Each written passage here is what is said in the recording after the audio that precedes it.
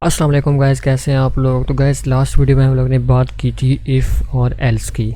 If else में होता यूँ था कि हम लोग इफ़ के अंदर एक कंडीशन रखते थे। अगर वो कंडीशन ट्रू होती थी तो इफ़ का ब्लॉक रन होता था, अगर वो कंडीशन फॉल्स होती थी तो एल्स का ब्लॉक रन होता था।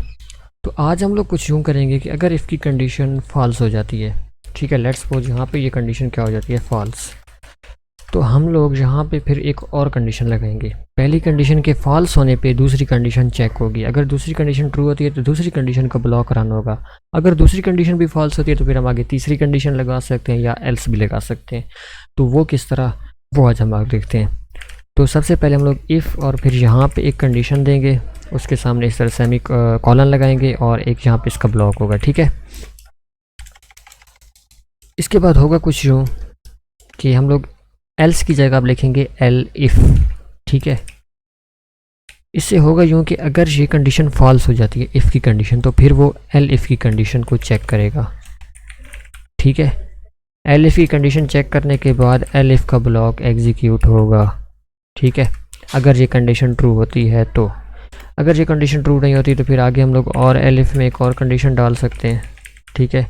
अब अगर वो कंडीशन ट्रू नहीं होती, वो फॉल्स हो जाती है, तो इसके सामने हम लोग फिर एंड पे वो भी लगा सकते हैं एल्स, ठीक है। तो जब इस सारे ब्लॉक में से कोई भी कंडीशन ट्रू नहीं होगी तो फिर एल्स का ब्लॉक एग्जीक्यूट हो जाएगा, ठीक है। यहाँ पे मैं ब्लॉक 1 लिख देता हूँ, यहाँ पे ब्लॉक 2, ब्लॉक 3 और ब्लॉक 4। अब मैं आपको समझा भी देता हूँ।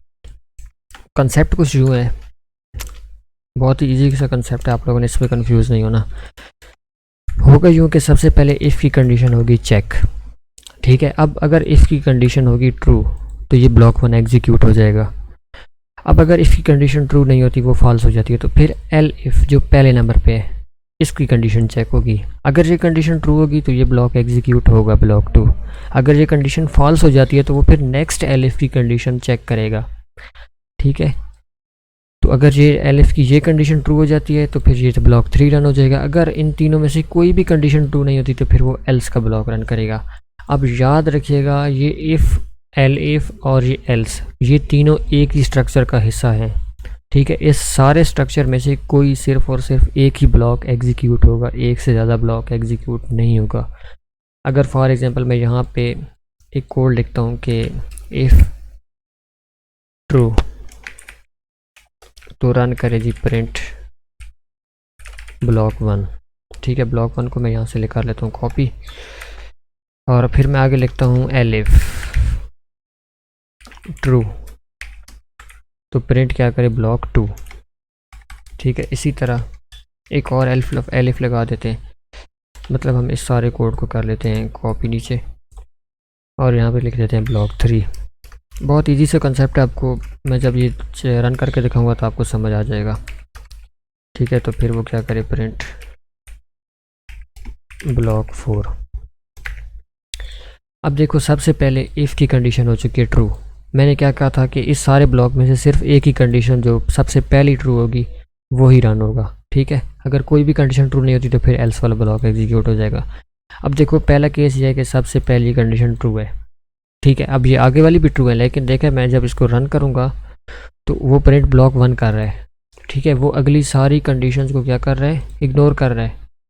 तो इसलिए मैंने आपको बताया कि ये इफ़ का जो पहला ब्लॉक है, या ये सारा जो ब्लॉक है, इफ़ और एल इफ़ और फिर एल्स, इस सारे स्ट्रक्चर में से सिर्फ एक ब्लॉक ही एग्जीक्यूट होगा। अब अगर पहली कंडीशन हो जाती है फॉल्स, लेट्स सपोज, ठीक है, तो फिर वो नेक्स्ट कंडीशन चेक करेगा। अब अगर नेक्स्ट कंडीशन ट्रू हो जाती है तो फिर वो थर्ड कंडीशन की तरफ जाएगा ही नहीं, वो फोर्थ कंडीशन की तरफ जाएगा ही नहीं। अब वो क्या करेगा, ब्लॉक 2 प्रिंट कर दिया उसने, देखा, ठीक है। अब लेट्स सपोज ये भी फॉल्स हो जाती है, सही है, तो वो क्या करेगा, फिर उससे नेक्स्ट कंडीशन चेक करेगा। अब अगर ये कंडीशन ट्रू हो रही है तो ब्लॉक 3 वो प्रिंट कराएगा, ठीक है, जैसे उसे कराया भी है। अगर लेट्स सपोज ये सारी कंडीशन फॉल्स है तो तब जाके क्या होगा, हमारा एल्स वाला ब्लॉक एग्जीक्यूट होगा, ठीक है। तो आपको ये समझ आ गई होगी, और इसका माइंड में आप लोगों ने रखना है कि इफ़ और एल इफ़ और एल्स, ये जो पूरा एक स्ट्रक्चर है, ये पूरा ब्लॉक है, ये जो सारा कंप्लीट स्ट्रक्चर है, इस सारे स्ट्रक्चर्स में से सिर्फ और सिर्फ एक ही ब्लॉक एग्जीक्यूट होगा, मल्टीपल ब्लॉक्स एग्जीक्यूट नहीं होंगे, चाहे अगर यहाँ पे भी ट्रू हो, ठीक है। और यहाँ पे भी कंडीशन अगर ट्रू हो जाती है तो वो क्या करेगा, इन दोनों में से जो पहले नंबर पे ट्रू होगी, जो सबसे पहले ट्रू होगी, उसी को ही एग्जीक्यूट करेगा, उससे नीचे में वो जाएगा ही नहीं।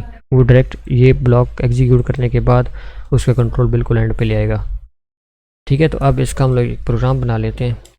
एक्स हम लोग बना लेते हैं 20 और यहाँ पे लिख देते हैं कि if x is greater than 20 तो प्रिंट करे एक्स इज़ ग्रेटर देन 20।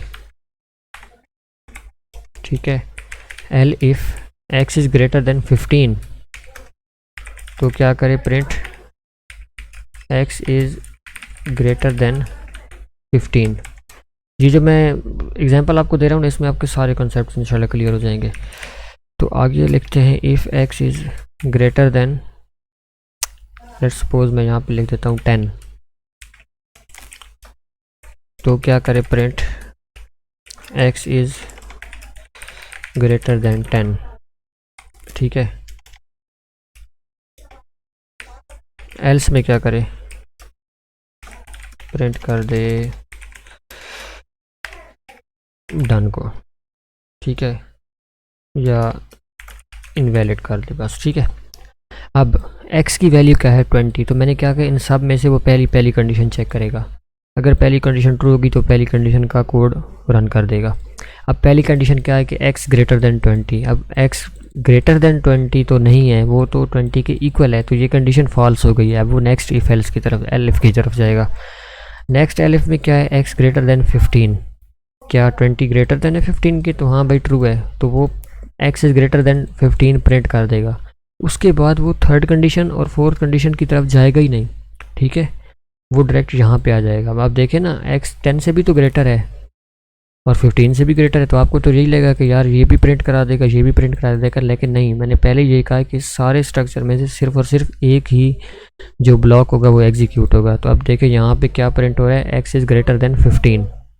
ठीक है, अब अगर मैं x को कर देता हूँ 21 या 22 तो देखो ये पहली कंडीशन ट्रू हो रही है, दूसरी भी ट्रू हो रही है, 3 से भी ट्रू हो रही है, लेकिन सबसे पहले कौन सी कंडीशन ट्रू हो रही है, पहली वाली।